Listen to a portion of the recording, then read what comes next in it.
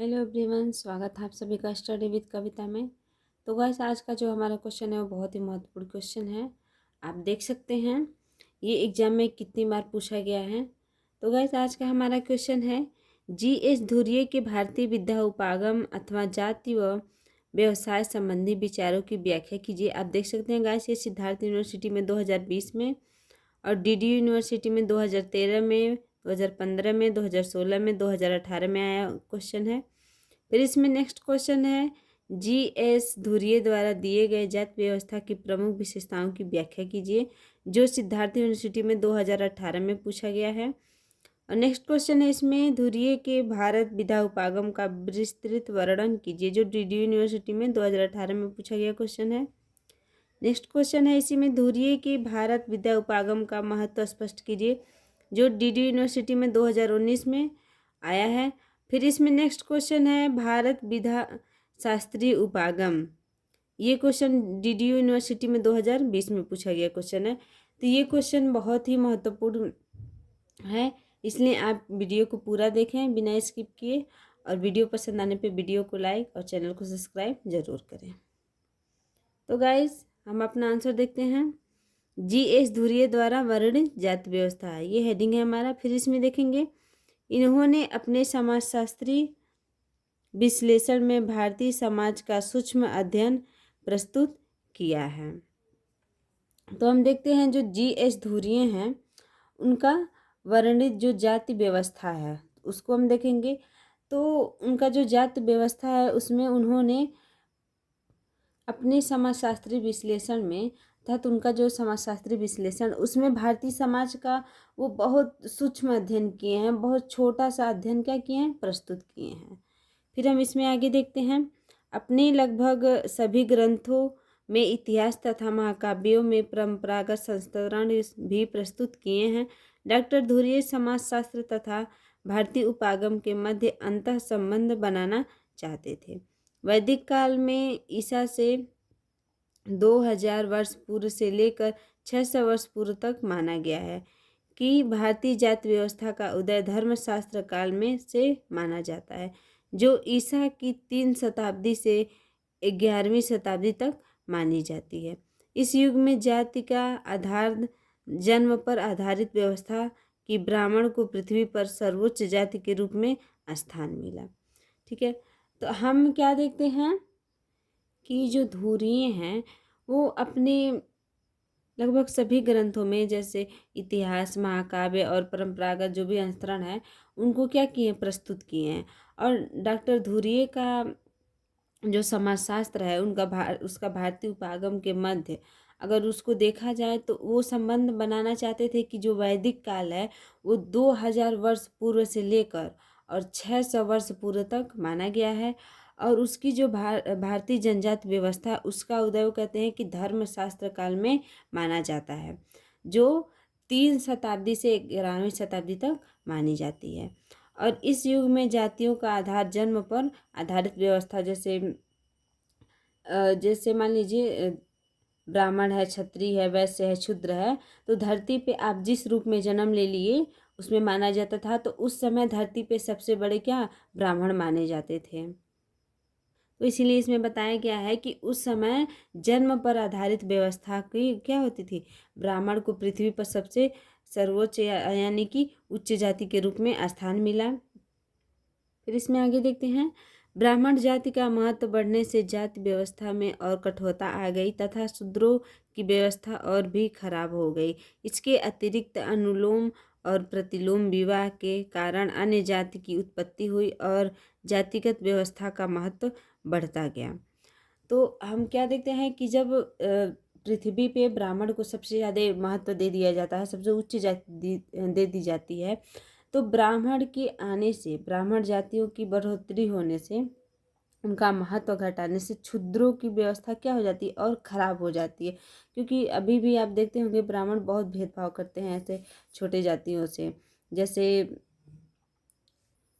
ब्राह्मणों का जैसे जैसे महत्व दिया जाने लगा वैसे वैसे ही क्षुद्र में क्या होती गई, उनकी स्थिति खराब होती गई। और इसके अतिरिक्त जो है वो अनुलोम और प्रतिलोम विवाह को बढ़ावा देने अर्थात उनका अंतर्विवाह कराने लगे, जिससे उनकी अन्य जातियाँ उत्पत्ति हो गई और जातिगत व्यवस्था का महत्व बढ़ता गया। जैसे एक जाति का दूसरे में ब्याह करवाने लगे जब, तो ऐसे जातियों में भेदभाव उत्पन्न होने लगा, जिसको जातिगत व्यवस्था इसमें बताया गया है। और इसलिए जातिगत व्यवस्था का क्या होता गया, महत्व बढ़ता गया। या ये कह लीजिए कि एक जाति का जैसे कोई क्षुद्र है तो उसका विवाह क्षुद्र में ही कराया गया, ठीक है, अगर दूसरे जातियों को ना माना जाए तो इस प्रकार से जातिगत व्यवस्था का महत्व बढ़ता गया।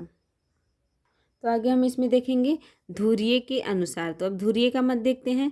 इसके अतिरिक्त मध्यकाल में भारत पर मुगलों का आक्रमण हुआ और उसका प्रभुत्व स्थापित होने से जाति व्यवस्था में और कठोरता आ गई।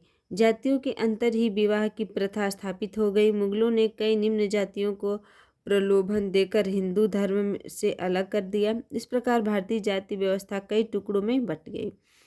तो धुर्ये का ये मत है कि धुर्ये कहते हैं कि अभी इन सब के बावजूद अर्थात ब्राह्मणों ने जो किया उसके अतिरिक्त मध्यकाल में जब भारत पे मुगलों का आक्रमण हुआ और उनका प्रभुत्व स्थापित हो गया, उनका मतलब शासन जब चलने लगा, तो उनके शासन व्यवस्था में जो है जातियों की जो व्यवस्था थी वो क्या हो गई और कठोर होती गई। अर्थात जाति व्यवस्था में क्या हो गई और कठोरता आ गई और जातियों के अंदर ही विवाह की प्रथा स्थापित हो गई। अर्थात एक जाति जो मतलब कास्ट है वो अपने ही कास्ट की दूसरी लड़की से या दूसरे लड़के से क्या कर सकता है, विवाह कर सकता है, ऐसी प्रथा स्थापित हो गई।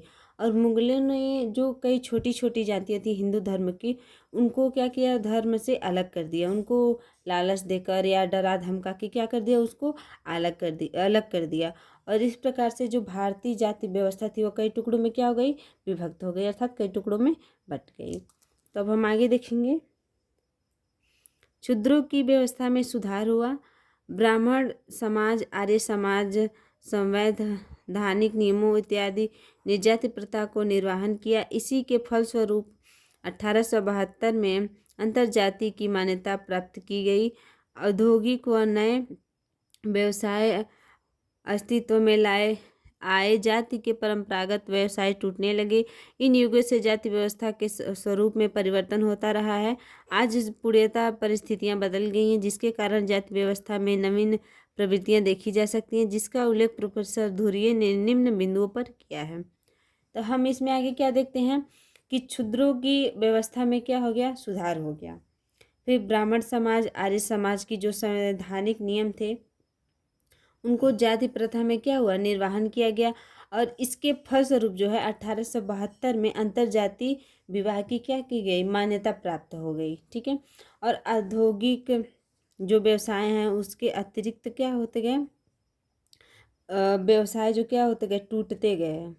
अर्थात जब नए नए प्रौद्योगिकी आने लगे, नए नए व्यवसाय आने लगे, तो उसके अस्तित्व में आते ही अर्थात उसका जब प्रारंभ हुआ तभी जो जाति से परंपरागत जो व्यवसाय थे, जो जातियों के आधार पे व्यवसाय चल रहा था, उसमें क्या होने लगी, वो टूटने लगे, उसमें गिरावट आने लगी।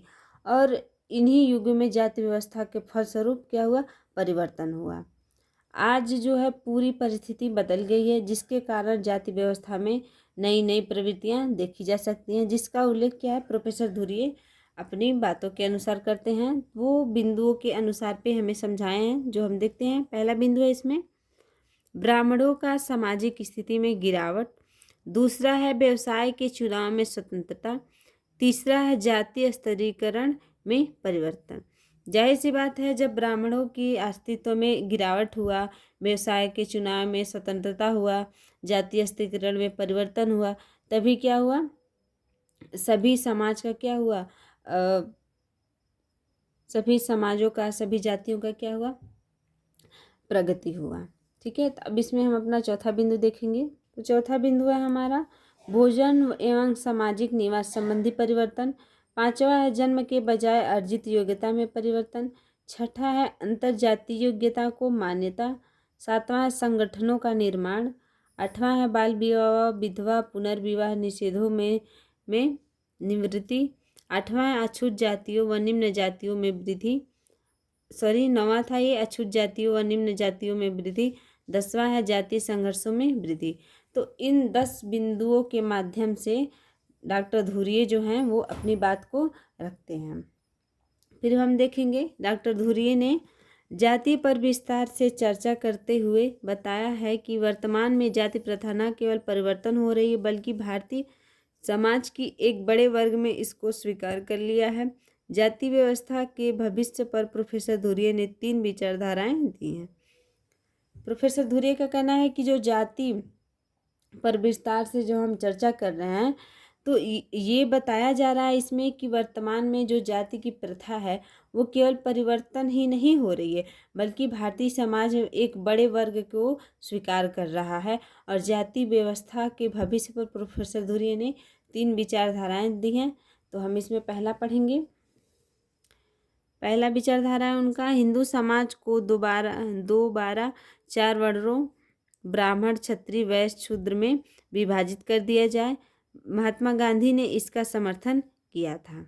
ठीक है, तो जो उनका पहला विचारधारा है डॉक्टर धुर्ये का वो क्या था कि जो हिंदू समाज है उसको दोबारा से उसको 4 वर्गों में विभाजित कर दिया जाए। ब्राह्मण, क्षत्रिय, वैश्य और शूद्र, इन 4 वर्गों में विभाजित कर दिया जाए जिनको गांधी जी ने इस विचारधारा को क्या किया था, समर्थन किया था। पहले तो क्या था, पृथ्वी पे सर्वोच्च ब्राह्मण जाति को मानते थे, बाकी सब शूद्र में मानते थे।